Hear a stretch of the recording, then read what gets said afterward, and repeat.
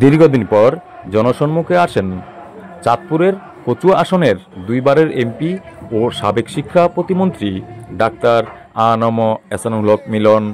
৩১ August বিকেলে কচুয়া হজরত শাহ নেয়ামত শাহ উচ্চ বিদ্যালয় মাঠে উপজেলা বিএনপির জনসমাবেশে উপস্থিত হয়ে জনসাধারণের উদ্দেশ্যে বক্তব্য প্রদান করেন। অনুষ্ঠানে আরও বিশেষ অতিথি হিসেবে উপস্থিত ছিলেন বিএনপির কেন্দ্রীয় কমিটির সদস্য ও কেন্দ্রীয় মহিলা দলের সভানেত্রী বেগম শামসুন্নাহার ভেবি। এই বিশাল সমাবেশে সভাপতিত্ব করেন কচুয়া উপজেলার বিএনপি সভাপতি জনাব খায়রুল আবেদিন স্বপন। এছাড়াও কচুয়া উপজেলার বিভিন্ন উপজেলা থেকে অঙ্গ সংগঠনের বিভিন্ন ব্যক্তিবৃন্দ এখানে উপস্থিত হয়ে অনুষ্ঠানকে আরও সাফল্যমণ্ডিত করতে সহযোগিতা করেন। সকলে মনে করেন এই জনসভার মধ্য দিয়ে আমাদের এই দেশ থেকে সকল বৈষম্য বিলীন হয়ে জনমনে শান্তি ফিরে আসবে।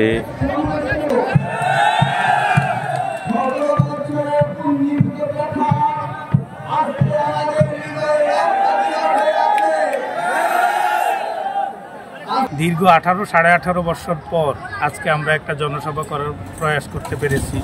জনসভা অনুষ্ঠিত করার জন্য, জনসভাকে সাফল্যমণ্ডিত করার জন্য আমরা আপ্রাণ চেষ্টা চালিয়ে যাচ্ছি।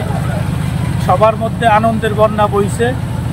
যথেষ্ট উজ্জীবিত বিএনপি এবং অঙ্গ সংগঠনের সকল নেতাকর্মীবৃন্দ, ছাত্রদল, যুবদল, স্বেচ্ছাসেবক দল, শ্রমিক দল, সব অঙ্গ সংগঠন যথেষ্ট আনন্দে উৎফুল্লিত এবং যথেষ্ট আনন্দিত সবাই। এ কারণেই যে আমরা দীর্ঘদিন গোলামের জিনজির থেকে নিজেরা স্বাধীন এবং মুক্ত মত প্রকাশের স্বাধীনতা অর্জন করতে পেরেছি, বাক স্বাধীনতা ফিরে পেয়েছি। ছাত্র আন্দোলনের মাধ্যমে, ছাত্র এবং জনতার আন্দোলনের মাধ্যমে আমাদের অর্জিত এই স্বাধীনতাকে আমরা চির উন্নত অটুট রেখে, এই ধারা অব্যাহত রেখে সমাজ সংস্কার করে সুশীল সমাজ হিসেবে বাংলাদেশের সমাজের গতিপথ পরিবর্তনের লক্ষ্যে আমরা সবাই ঐকান্তিক প্রচেষ্টা চালিয়ে যাব।